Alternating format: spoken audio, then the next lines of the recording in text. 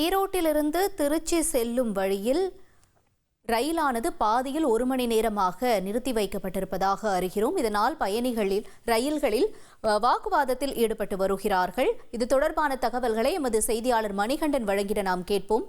மணிகண்டன், வணக்கம். என்ன காரணத்திற்காக இந்த ரயில் நிறுத்தமானது ஏற்பட்டிருக்கிறது? பயணிகள் தரப்பிலிருந்து என்ன குற்றச்சாட்டு வைக்கப்பட்டிருக்கு? விவரம் என்ன? வணக்கம். ஈரோட்டிலிருந்து கரூர் வழியாக திருச்சி வரை செல்லும் பயணிகள் விரைவு ரயில் வண்டியானது வழக்கம் போல இன்று பயணிகளை ஏற்றிக்கொண்டு வந்து கொண்டிருந்தது. அப்போது கரூரிலிருந்து திருச்சி செல்லும் ரயில்வே பாதையில் திருச்சி கோட்டை அருகே தண்டவாளத்தில் பராமரிப்பு பணி நடைபெறுவதால் 3 மணி நேரத்திற்கு மேலாக இந்த வழியில் ரயில்கள் இயங்காது என சேலம் கோட்டை ரயில்வே நிர்வாகம் திடீர் அறிவிப்பு ஒன்றையும் வெளியிட்டது. இதனால் இந்த ரயிலில் பயணம் செய்த அனைவரும் கரூரிலேயே இறக்கிவிடப்பட்டனர். கைக்குழந்தைகளுடன் பயணிகள் 1 மணி நேரத்துக்கு மேலாக ரயில் நிலையத்தில் காத்திருக்கும் நிலை ஏற்பட்டதால் நிலைய மேலாளரிடம் விளக்கம் கேட்டபோது அவர் அலட்சியமாக பதிலளித்ததாக கூறப்படுகிறது. இதனால் நிலைய மேலாளர் மற்றும் அதிகாரிகளை முற்றுகையிட்டு பயணிகள் வாக்குவாதத்தில் ஈடுபட்டனர். மேலும் நிலைய மேலாளர் இந்த வாக்குவாதத்தின் காரணமாக பயணிகளிடம் மதியம் 12:45 மணிக்கு பாலக்காட்டிலிருந்து திருச்சி செல்லும் விரைவு ரயிலில் ஏறி திருச்சி செல்லுமாறு அறிவுறுத்தியுள்ளார். ஆனால் பயணிகள் ஈரோட்டிலேயே டிக்கெட் எடுக்கும் பொழுது தகவல் தெரிவித்திருந்தால் மாற்று ஏற்பாடுகளை செய்திருப்போம் எனவும், கரூர் வந்தவுடன் இந்த தகவலை திடீரென்று அறிவித்ததால் ரயில்வே நிர்வாகம் தான் இதற்கு பொறுப்பேற்க வேண்டும் எனவும் வாக்குவாதம் செய்தனர். மேலும் ரயில்வே இணையதளங்களிலும் ஆண்ட்ராய்டு ஆப்களிலும் கூட இதுவரை ரயில் ரத்து குறித்தான எந்தவித தகவலும் அப்டேட் செய்யப்படவில்லை என்றும் பயணிகள் குற்றம் சாட்டுகின்றனர். இதற்கு உரிய தீர்வு காண வேண்டும் எனவும் அந்த பயணிகள் கோரிக்கை விடுத்துள்ளனர்.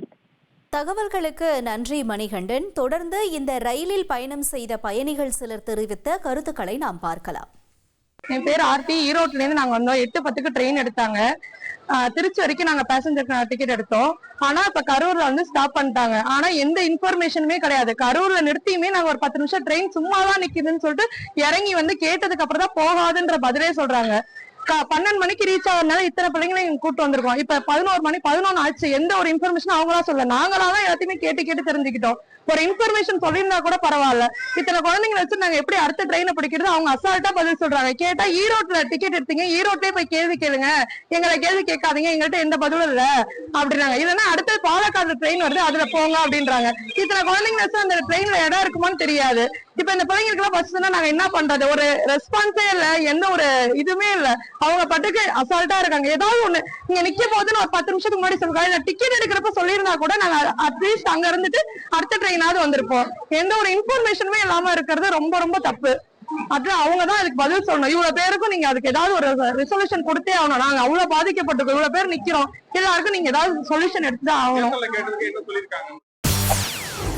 செய்திகளை உடனுக்குடன் தெரிந்து கொள்ள உடனே சப்ஸ்கிரைப் பண்ணுங்க.